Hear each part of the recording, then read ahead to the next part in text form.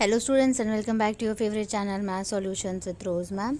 आज की क्लास में हम करेंगे क्लास 10th की विषय गणित की कार्यपत्रक नंबर 67, जिसका आज का हमारा नया चैप्टर हम शुरू करने जा रहे हैं, पृष्ठीय क्षेत्रफल और आयतन। इस नए चैप्टर को शुरू करने से पहले बच्चों आप लोगों से रिक्वेस्ट है कि जिन्होंने अभी तक चैनल को सब्सक्राइब नहीं किया है वो प्लीज़ चैनल को सब्सक्राइब कर दीजिए और बेल आइकन को भी प्रेस कर दीजिए for new notification of the video. अब हम स्टार्ट करेंगे आज की वर्कशीट। मुझे सुमेधा के जन्मदिन के लिए गिफ्ट को पैक करना है।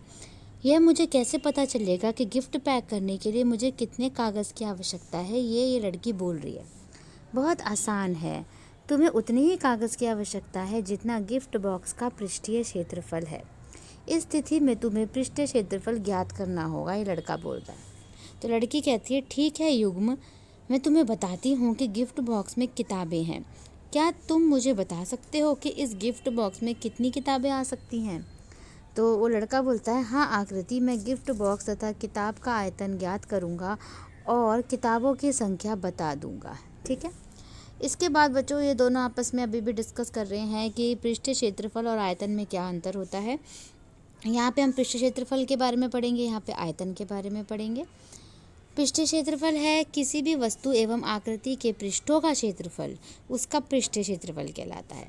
पृष्ठीय क्षेत्रफल को दो तरीकों से मापा जाता है। पहला कुल पृष्ठीय क्षेत्रफल यानी वस्तु एवं आकृति के सभी पृष्ठों का क्षेत्रफल, और दूसरा पार्श्व यानी वक्र पृष्ठीय क्षेत्रफल, वस्तु एवं आकृति के कुछ पृष्ठों का क्षेत्रफल। ठीक है।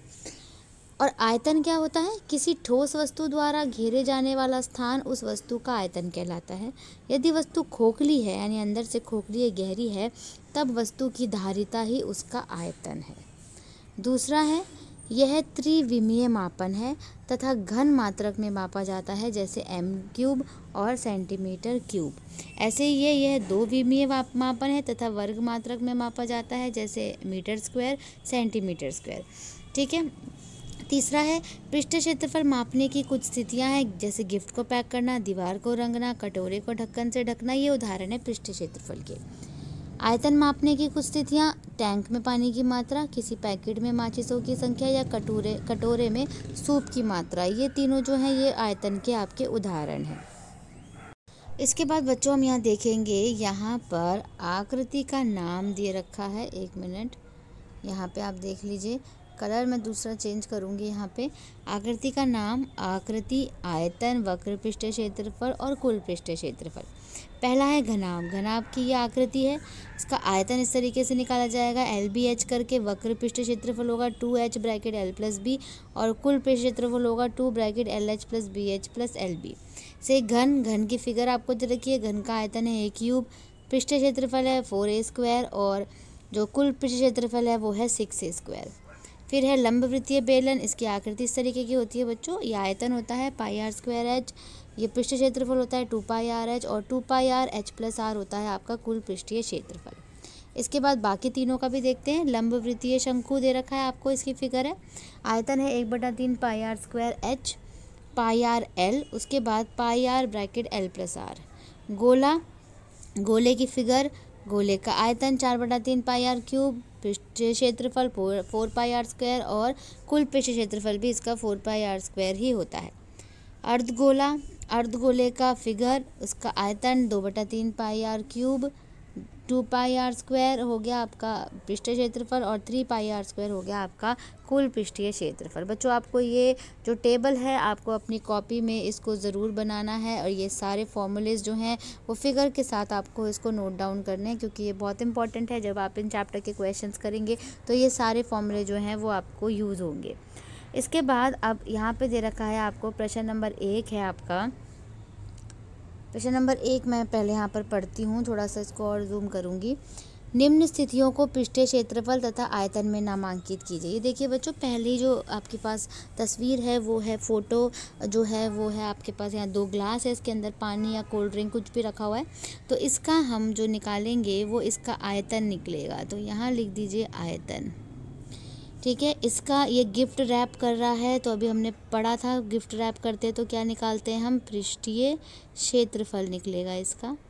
अगर हम दीवार को पेंट करते हैं तो उसका भी हम पृष्ठीय क्षेत्रफल निकालते हैं। तो यहाँ पर भी आपको पृष्ठीय क्षेत्रफल लिखना है। ठीक है, क्वेश्चन नंबर 1 के तीनों पार्ट डन। अब सी डी और ई कर लेते हैं। इसमें भी पहला जो है कवर कर रखा है सोफे जो इसको टेबल को, तो इसका भी पृष्ठीय क्षेत्रफल निकलेगा। यहाँ पर पृष्ठीय क्षेत्रफल लिख दीजिए। इसका बच्चों आयतन निकलेगा, क्योंकि ये बॉक्सेस जो हैं इस ट्रक के अंदर रखे जा रहे हैं, जगह घिर रही है और ये कुएं में से पानी निकाल रहे हैं, तो इसका भी आपका आयतन ही निकलेगा। तो क्वेश्चन नंबर 1 आपका कंप्लीट हो गया। अब हम क्वेश्चन नंबर 2 कर रहे हैं। क्वेश्चन नंबर 2 में देखिए आपको क्या दे रखा है, निम्न वस्तुओं की आकृति का नाम लिखिए। यानी एक खुला हुआ गोल कटोरा, ये किस तरीके का होता है बच्चों, ये अर्ध गोलाकार होता है। तो जो इसकी फिगर होती है वो हम यहाँ पे लिखेंगे अर्धगोलाकार। ठीक है, फिर एक गोल कुआं जो है वो बेलन के आकार का होगा बच्चों, बेलन लिख दीजिए यहाँ पे। एक भुट्टा जो है वो शंकु के आकार का होगा, यहाँ पे आप शंकु लिख दीजिए, क्योंकि इस तरीके से भुट्टा आगे जाके चोंच बन जाती है उसकी। फिर घर का एक कमरा, ये घनाभ, इसको हम कहेंगे क्यूबॉइड, उसके आकार का होगा। चंद्रमा जो है वो गोलाकार का होगा, यानी गोला लिख दीजिए यहाँ पे। तो क्वेश्चन नंबर 2 भी आपका कंप्लीट हो गया। अब क्वेश्चन नंबर 3 देखिए, रिक्त स्थान भरने हैं। रिक्त स्थान भरने में आपको यहाँ पे देखिए क्या दे रखा है। पहला है, एक घन का पृष्ठ डैश के आकार का होता है, यानी वर्ग के आकार का होता है। ठीक है, क्योंकि देखिए इस तरीके का आपका जो है वो घन होगा इस तरीके का। तो घन के अगर हम एक पृष्ठ की बात करें बच्चों, ये कैसा होगा, वर्ग के आकार का होगा। एक आयत को मोड़ने पर बेलन की आकृति प्राप्त होती है। देखिए इस तरीके का आयत है बच्चों, अगर आप इसको फोल्ड करोगे तो ये बेलन बन जाएगा। तीसरा है, एक लंब वृत्तीय शंकु का आधार डैश के बराबर होता है। किस तरह की वो जो होती है वो गोलाकार, गोले के आकार का होता है। तो गोले के आकार का लंब वृत्तीय शंकु देखिए इस तरीके का होता है आपका। तो इसके नीचे का जो सरफेस, जो बेस है वो क्या होती है, आधार जो है वो गोले के आकार का होता है। तो इसी के साथ बच्चों आपकी आज की वर्कशीट जो है वो यहीं पे कंप्लीट होती है। अगर आपको कोई भी डाउट है तो मुझसे कमेंट करके आप पूछ सकते हैं। आपको इसको टेबल बनाना है और ये सारी फिगर्स की ड्राइंग आपको ड्रॉ करनी है और 1 2 3 क्वेश्चंस आपको करने हैं। इसी के साथ आपकी आज की worksheet complete. Thank you so much students for watching this full video. Please video को लाइक कर दीजिए, शेयर कर दीजिए और चैनल को सब्सक्राइब कर दीजिए। फिर मिलेंगे बच्चों नई वीडियो में नई वर्कशीट के साथ।